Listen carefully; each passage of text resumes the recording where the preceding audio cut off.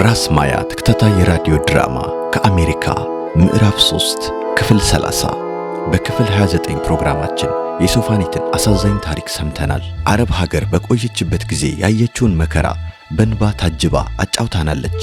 ክንፉ የባለቤቱን እርግዝናና የእናቱን ባህሪ ሊረዳው አለመቻሉ ከይርዳው ጋር የተፈጠረው ግጭት ተደማምሮ ሆደ ባሻ አድርጎታል። በሌላ ጎኑ ከባሻ ጋር መግባባታቸው ተስፋ ሰጪ ሆኖላቸዋል። በቀጣይስ ምን ይፈጠር ይሆን? ራስ ማያ ተከታታይ የራዲዮ ድራማ ክፍል 30 ድርሰትና ዝግጅት አበባየሁ ታደሰ፣ ቅንብር አምባው ደሳለኝ።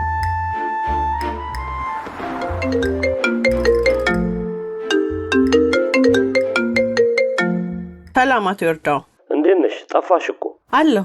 መኖር መልካም። የመሄድ ሐሳብሽ መቀየሩን ሂዊ ነገረች። ሂዊ አይደለም?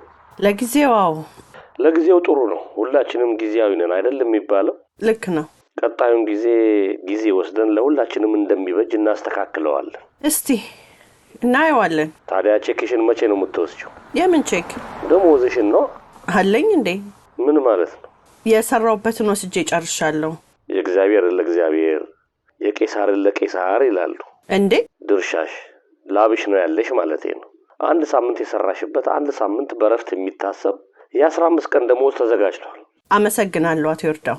ነገርኩሽ እኮ ላብሽ ነው። ለሱም ቢሆን አመሰግናለሁ። በነገርሽ ላይ በቂ የረፍት ጊዜ ስላለሽ ተጨማሪ ጊዜ መውሰድ ካስፈለገሽ ትችያለሽ። ስራውስ ሰው አገኘህ እንዴ? ለጊዜው እኔ ያለሁ፣ ባይሆን ትንሽ ቀን የሥራውን ፍጥነት አቀዘቅዘዋለሁ። እኔም ማረፍ ብችል አልጠላም። በብዙ ጣውረዶች ውስጥ አለፍኩና ደከመ ይመስል። አዝናለሁ። ማዘን አያስፈልግም። መበርታት፣ መሰናክልን ጠንክሮ ማለፍ ነው የሚያስፈልገው። ይገርማል። ምኑ? አይ ሰሞኑን አንድ ደብዳቤ ሳነብ ተመሳሳይ ሐሳብ ነው ያገኘሁት። የምን ደብዳቤ? ማለት የግል ደብዳቤ ነው እና ከሐሳቡ ጋር የሚለያየው ያኛው በእንግሊዘኛ መጻፉ ብቻ ነው። ታዲያ ደሞዝሽን ድሮፕ ላርግልሽ ቤትሽ ከሆንሽ? አረ በፍጹም አትቸገር። ምን እቸገራለሁ? መኪና ነው የሚያመጣኝ። አቀብዬሽ ማለፍ እችላለሁ። ለነገሩ ወጣ ብያለሁ። እግሬንም ላፍታታ ብዬ ሳንታናሮ አካባቢ ብቅ አልኩ። እሱማ ጥሩ ነው። እዛው መጣና እግሬን አፍታታለዋ። አንቺ ደግሞ ቡና ትጋብዥኛለሽ። እሺ ደስ ይለኛል። ስደርስ እደውላለሁ።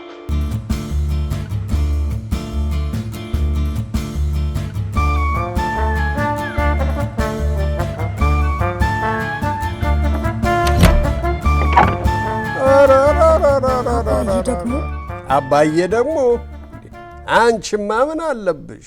ምን ሆናችሁ? ምን ያልሆን ነው አለ እኮ። ምን ተፈጠረ? ሽምግልናው ጋር ሄድን መምጣታችን አይደል? አይ የኔ ነገር እርስት አደረኩት። ከዛው ከመናፈሻው ሲንጋፈፍ ቆይቶ የመጣ መስሎኝ እኮ ነው። ሲንጋፈፍ? አዎ ያው እዛው ስትወዛወዝ ቆይተህ ነው የምትመጣው አይደል? የመናፈሻዬ በስንት ጣሙ ምን የለበት አልሆነላችሁም?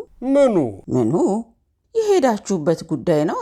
ትዳሩ ኬስ አይ ማይ ደግሞ ትዳሩ ቀድሞ ነገር የትዳር መንፈስ መቻለው። አንተ ሰውዬ እዛ ሄደህ በጠበጥክ አይደል? እኔ አረ ምን በወጣው እሱ ቀድሞ ነገር የተበጠበጠ ሆኖ ምን በጠብጧል? ቢሆንም ጸብ ሲኖር አንተም ተው አንቺም ተይ ተብሎ ነው እርቅ የሚመጣው። የሚታረቅ ሲሆን ነው። ደግሞ ትዳር ወንድና ሴት አንድ ቤት ውስጥ ስለኖሩ ብቻ ትዳር ይሆናል እንዴ? ልጅስ አላቸው አይደል? ቢኖራቸውስ ልጅ ያለ ትዳርስ እየተወለደ አይደል? አይ እንግዲህ ግራት እውነቱን እኮ ነው ማዬ። እንደውም በዚህ ህይወት ውስጥ ልጅ መውለድ ራሱ ትልቅ ስህተት ነው። እኔን ኑሮ ከብዷቸው ይሆን እንዴ? ትዳርን እኮ ገንዘብ ሳይሆን ልብ ነው የሚያቆመው። መተሳሰብ፣ መፈቃቀድ፣ መረዳዳት ነው መሰረቱ። ገንዘብ እዛ ላይ ሲጨመር ነው የበለጠ የሚያደርገው። መሰረቱ ገንዘብ ቢሆንማ ኖሮ የአብዛኞቻችን ትዳር ገና ድሮ በፈረሰ ነበር። ቅጠል እየተሸከሙ እንጨት እየሸጡ ልጆቻቸውን ሎግ ለማድረግ አብቅቷል። ዛሬ ገንዘብ ሲመጣ አይምሮ አብሮ አልበስላል እንጂ። ይሄ እኮ ጥሩ ብር ነው የሚሰራው። እሷም ትሰራለች። ምን ጠቀመው? ገንዘቡ ልቡን ደፈነበት እኮ። እሷንም እንደሚያገኘው ገንዘብ ሊበትናት ሊሰበስባት እኮ ነው የፈለገው። አንተ ሰውዬ ነው እኮ እንደፈለገው ሲበትናት ሲሰበስባት ነው የከረመው። ያንቺ ነሻ ይህም ባህሪውን እያወቅሽ መሄድ አልነበረብንም። እኔም አሁን ነው እንደዚህ መሆኑን ያወቅኩት። ታዲያ ምንድነው? እነዚህ ቀድሞ መቼ ተጋቡ? ልጅ ወልደው ምን ትላለች? ልጅ መውለድ የትዳር ማረጋገጫ ማን ነው ያደረገው? ያው አብረውስ እየኖሩ አይደለም እንዴ? መቼ ኖሩ?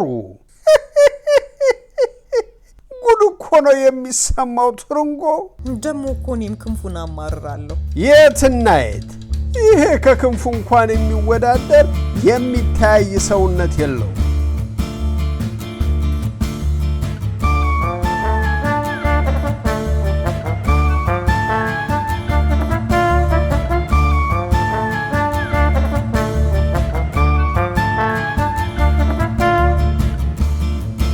ተመችቶሻል?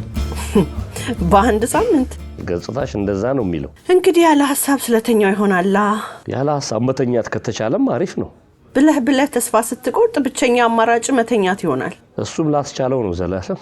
ወይ ደግሞ ተስፋ የቆረጥሽበት ጉዳይ አይነቱ የወሰነው ይሆናል። አዎ እሱማ እንቅልፍም የሚያጠፋ ተስፋ መቁረጥ ሊፈጠር ይችላል። አሁን አንዳንዴ ከሰዎች ጋር አብሮ ለመኖር በሚል ብዙ መገፋቶችን እየቻልሽ ላንቺ እየተቸገርሽ ለሌሎች ግን በይምሰል ፈገግ እያልሽ ወይም ሸከማቸውን እየተሸከምሽላቸው ልትኖሪ ትችያለሽ። ለብዙ ጊዜ ሰውን በመራብ ጓደኝነትን በመፈለግ አብሮ መኖርን በመሻት የሆነ ቀን ግን ይበቃሻል።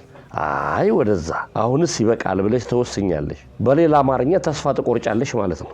ታዲያ ተስፋ መቁረጥሽ በሰዎች ተፈጥሮ ላይ በሰዎች ወዳጅነት ነው እንጂ ባንቺ ለሰው ባለች ፍላጎት ላይ ስላይደለ አውጥተሽ ስትጠያቸው እረፍት ይሰማሻል። ያኔ መኝታውም ሊመጣ ይችላል። ጥሩ ነው ያስቀመጥከው። እኔም ፍላጎቴ ላይ ነው ውሳኔውን የወሰንኩት። ፍላጎትሽ ማለት አንተው እንዳልከው ከሰው ጋር ተግባብቶ ተከባብሮ የመኖር ፍላጎት ከተሳካ መልካም ነው። አልሆን ካለ ደግሞ እርግፍ አድርገህ ትተወውና ጥቅልል ብለህ ትተኛለህ። እና እርግፍ አድርገሽ ትተሽን ተኛሽ ማለት ነው ሲደመደም። በደንብ ነው።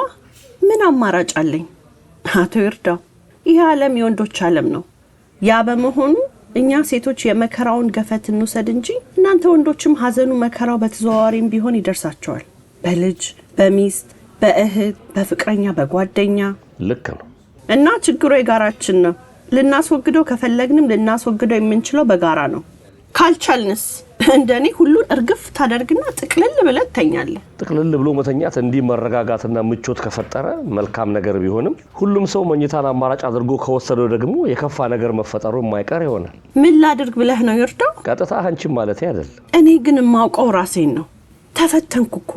ደግሞ እድሌ ሆኖ የሚደግፈኝ የሚያግዘኝም የለም። አባት፣ ወንድም፣ ፍቅረኛ፣ ጓደኛ የለም። እኔ ያለው ዘላለም እኔ ሁሌም ከጎንሽ ነኝ። ዓለም ይሙት እኔ አብሬሽ ነኝ። ምን ነው ሳቅሽ? አይ ዓለም ይሙት ስትል ዓለም ይጥፋ እንጂ አይነት መስሎኝ። ለካ በአባት እየማልክ ነው። ነገሩ እንደዛ ነው፣ ግን ሁለቱም አማራጭ ያስኬደኛል። ኦ ማይ ጋድ ኦ ማይ ጋድ። ምንድነው እንዴ? በፍጹም አይደለም ዘላለም ሙች አይደለም፣ ግጥምጥሞሽ ነው።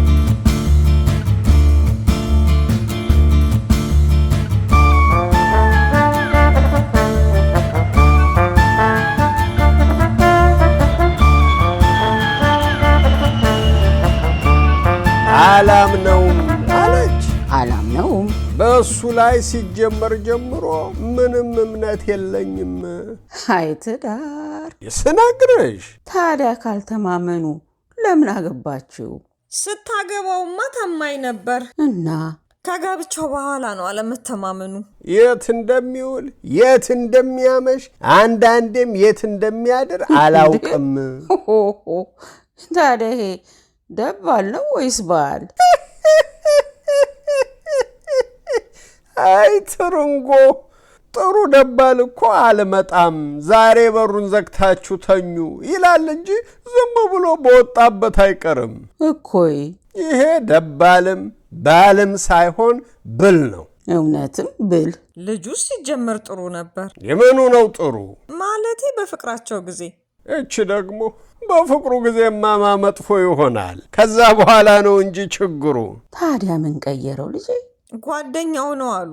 አብረው ሊዝናኑ ሲወጡ እሷ እየደወለች የት ነህ ታመሻለህ እያለች ስትጠይቀው ይህንን ነገር ማስቆም አለብህ ብሎ ይመከረው። አይ እንደው አላላውስ ብለው ይሆን? እየጨቀጨቀች አይመስለኝም። ቢሆንስ መብቷ እኮ ነው። መብቷማ መብቷ ነው። ግን መቼም በሆነውም ባልሆነው የት ወጣ የት ገባ ማለት እኮ ይበዛል። ለነገሩ እሱም ቢሆን መተማመኑ ሲኖር ነው። እሷ እኮ ደህንነቱንም ለማወቅ ጭምር ነው። አጅሬ ሆየ ሕግ አወጣ። መቼም የዛሬ ሕግ ግራ ቀኝ አያይም ከራስ በቀር። ለራስ ጥቅም ለራስ ምቾት ብቻ የሚረዳ ሕግ፣ የግሉን ደስታ የግሉን ምኞት ብቻ ለመፈጸም ሚስትን ልጅን ያላገናዘበ የባል ሕግ ጉድ ነው። ከጉድም ጉድ እንጂ። ከዚህ ቤት ጓደኞቼ ጋር ብዬ ከወጣሁ እስክመለስ ድረስ እንዲች ብለሽ ስልክ እንዳትደውይልኝ፣ ስመጣ መጣለሁ ኋላታ። እንዴት? እንደዚሁ። ይችናት እናት ርንጎ ልትመክረው ልታስሞክረው ሞከረች፣ አልሆነም። እንዴት ይመከራል? እሱ እኮ አሁንም ትክክል ነኝ ብሎ ነው የሚያምነው። አዎ። አይ ትዳሬ፣ እንዲያውም እኛ ይህንን አስተሳሰቡን መረዳት ባለመቻላችን አዘነብን እኮ። እኔ ያገባኋት አለቃዬ ልትሆን አይደለም፣ የሚያስፈልጋትን አሟላለሁ፣ አበቃ አለ። እንዴ እሷስ ታዲያ እንደሱ ወጥቼ ልሂድ ብትል? ጠየቅኩት እኮ እሱንም። እሺ ልጁን ለማን ጥላ? አበስ ገበርኩት። ለሱ ጊዜ እንደዚህ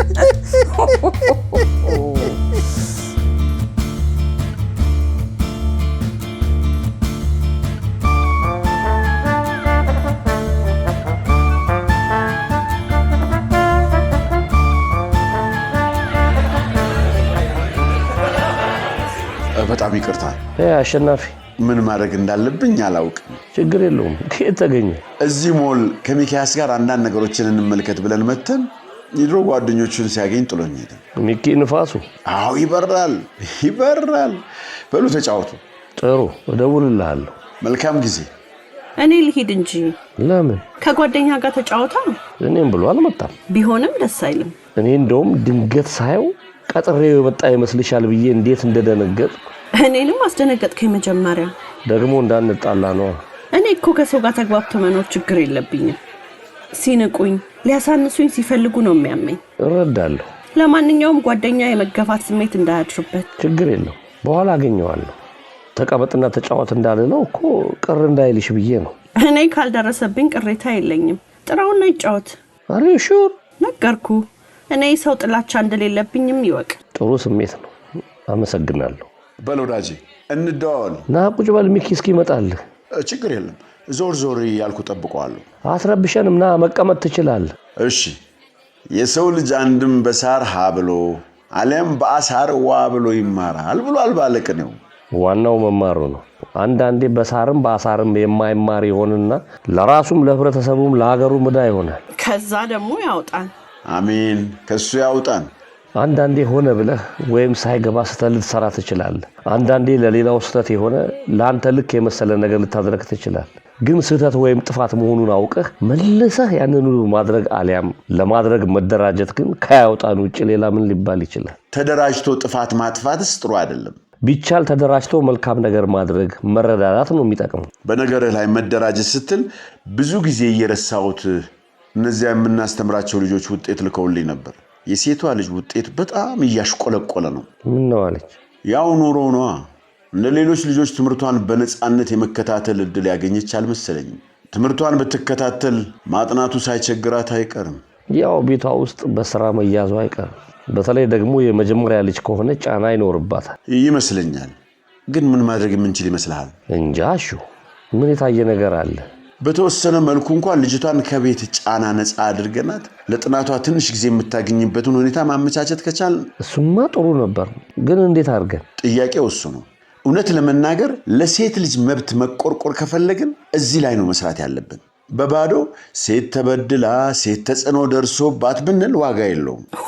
ይቅርታ አንቺን ማለት ፈልጌ አይደለም። ገባኝ። ለማንኛውም ይህንን ጉዳይ የጀመርነውን ለመወጣት ያክል በተወሰነ መልኩ የልጅቷን ቤተሰቦች መደጎም ብንችል ምናልባት ለጥናት የሚሆን ጊዜ ተቸግረውም ቢሆን ሊተውላት ይችላሉ ብዬ አስባለሁ። ሐሳብህ ይገባኛል። ግን እኛስ በዚህ ደረጃ እንችላለን ወይ? መማሪያ ዕቃዎች እናሟላለን፣ የትምህርት ቤት እንከፍላለን። አሁን ደግሞ ተጨማሪ ቤተሰብ መደጎም ይቻላል? ያም ማድረግ ካልቻል ለልጅቷ ደብተር መግዛት ብቻ በቂ ባለመሆኑ ትርጉም የሌለው ነገር ነው የሚሆነው። በተቃራኒው እሷ ላይ የምናፈሰው ብር ስንጨምር ሌሎችን ከምንደግፈው ሊቀንስብን ይችላል።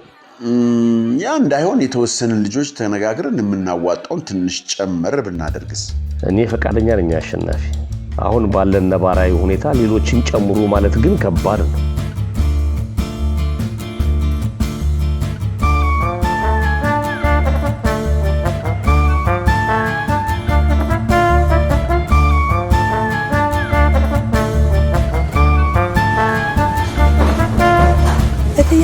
ዛሬ ፓትላክ አለ እኮ።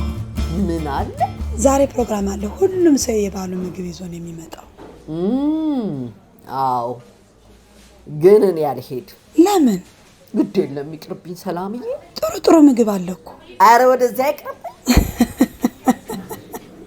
አይቲ ያምሳለ ቢያንስ እንዶችን ይበላሉ። ሳምቡሳቸውም ጥሩ ነው። እኔም ብየው አልፈልግም። ይሄን ያህል? አዎ፣ የሆንኩትን እኔ ነኝ የማውቀው። ምን ሆኖ?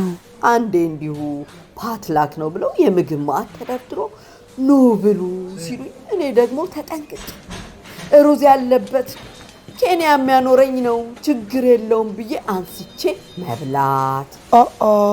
ለካንስ በውስጡ ይሄ ሽሪምፕ ነው ምን የሚሉት ነገር። አዎ ሽሪምፕ። ለካንስ እርሱን ጠቅጥቀውት ኖሯል።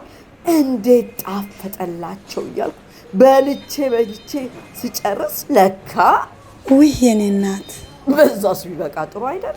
ታዲያ ሌላ ጊዜ ደግሞ ፒዛ መጥቷል ብሉ ወጪው ከካምፓኒ ነው ብለው ሲሉ ከሰው ላለመለየት አብሬ ሄጄ መብላት። እሺ እንዲሁ እንዳንቺ አብራኝ የምትሰራ ሀበሻ ልጅ ነበረች። ማማ ፒዛ በሉ ስትለኝ አዎ ስላት የትኛውን አለች። እኔ ደግሞ ያው ያገኘሁትን ነው ብዬ ስጠቁማት እሱ እኮ ያሳማ ስጋ አለበት አትለኝ። ፔፐሮኒ ያለበት ነው። በቃ ከዛን ጊዜ በኋላ ቢቀርብኝስ አርፌ ሽሮዬን ብበላ ብዬ ዝግጅት አለ ሲባል ድርሽ አለለም። ብሄድ እንኳን ሶዳ አንስቼ ነው የምመለሰው። ዘንድሮ እንኳን የኛም ሰዎች ስለተሳተፉ የሀገራችን ምግብም አለ። እኔ ራሴ ነኝ ሩዝ በስጋ ነው የሰራሁት። ተይ እባክሽ ተይ ይቅርብኝ ልጄ። ቆይ እንደውም እኔ ራሴ ነኝ መርጬ ማመጣለት። እዚሁ ጠብቁኝ እባክሽ አላድክምሽ። ልጅ ሆነኝ እኮ አልደክምም። ልጄስ ልጄ ነሽ። አይ ፈጣሪ እስከ መቼ ነው እንዲሁ የሚለው? እባክህ መላው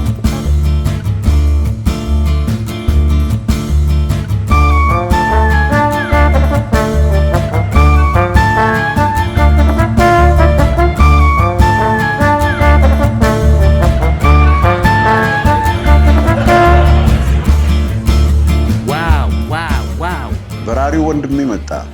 እኔ እኮ እነዚህ ሰዎች ምን ነው ፊታቸው ፈካ እያልኩ ከርቀት አያቸዋለሁ። ለምንድን ነው? ፀሐይን ማውረድ ችላችሁ ነዋ። በል ሐሰተኛ ነብይ አድርገና ፀሐይን ጎትቶ የሚያወርድ በዚህ ዘመን ምድር ላይ ብዙ የሚሰራ እያለ ከፀሐይ ጋር ምን አታገለው? ማ ሐሰተኛው ነብይ ነዋ። እንዴት ነሽ የኔ ፀሐይ? እንዴት ነው ሚኪ? እነዚህ ወንድሞቼ ላይ ስለጸደቅሽባቸው ላመሰግንሽ እወዳለሁ። ምን አድርጌ? ይኸው ፊት ለፊት ቁጭ ብለሽ አደመቅሻት። አሁን ግን የኔ ተራ ነው። ምኑ? እዚህ ጋር ቁጭ ብዬ በብርሃን መድመቁ። ቡና አትይዝም? ትላንት ጠጣሁ። እንደዛ ደግሞ ተጀመረ? ወዳጄ መጪው ጊዜ አስተማማኝ አይደለምና ሁሉን ነገር መለማመጥ ጥሩ ነው። ለመሆኑ የምትፈልገውን አገኘ? ተውኩት እባክህ። ለምን እንዴ? ጓደኞቼን ሳገኛቸው ፈን እናድርግ ብለው በቪዲዮ ኮል ሀገር ቤት ጓደኞቻችን ጋር አይደውሉም? እኔ ናፍቀውኝ ለሰላምታ ስዘጋጅ እነሱ ቀጥታ ወደ ትዕዛዝ። የምን ትዕዛዝ? አንደኛው ስልክ ላክልኝ እንጂ አለ። እሺ አልኩ። ሌላኛው ኧረ ጫማ ሽረን እንጂ እግራችን ማለቁ ነው ሲለኝ እሺ የገዛውንም ቢሆን እልካለሁ ብዬ እሺ አልኩት። ሶስተኛው ደግሞ የባሰ የማወራችሁ ቁም ነገር አለኝና ኤርታይም ሙላልኝ አይልም። እሺ በቃ የሉኝታ ቀፍድድ አደረገኝ። ደግሞ ፊት ለፊት ተፋጠናል። በምላሽ ልበል በቃ እዛው ያስኩትን ሴንድ አድርጌ ያሹን የብቻ ጓደኛ ውሻ ሳድጋለሁን እየዘፈንኩ መጣሁ። አሜሪካ ሀገር ለምን ሀብታም እንደማትሆኑ ዛሬ ነው የገባኝ።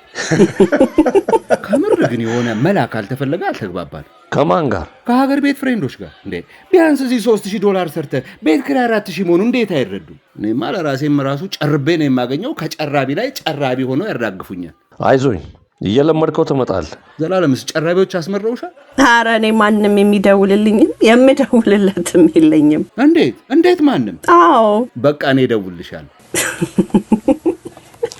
ለምን? በቃ ቢያንስ እንዴት እንደሚጎዳ ትማሪበታለሽ። ስልክሽን ልውሰድ? አንተ ሰውዬ እንዴ መብቱ ነው። ይውሰድና ቢያንስ ኤርታይም ያስሞላታል። ድራማውን የተጫወቱላችሁ ጀንበር አሰፋ እንደ ትርንጎ፣ አበባየው ታደሰ እንደ ባሻ፣ ቤተልሔም ውብሸት እንደ ዘላለም፣ ዮሐንስ ዘሪሁን እንደ ይርዳው፣ ዘመናዊ ዘሪሁን እንደ ሕይወት፣ ተስፋይ ሲማ እንደ አሸናፊ፣ አልማስ ልመንህ እንደ ሐምሳለ፣ አንተነህ አስረስ እንደ ሚኪ፣ ሐረግ ጓንቼ እንደ ሰላም ነበሩ። አብራችሁን ስለቆያችሁ ከልብ እናመሰግናለን።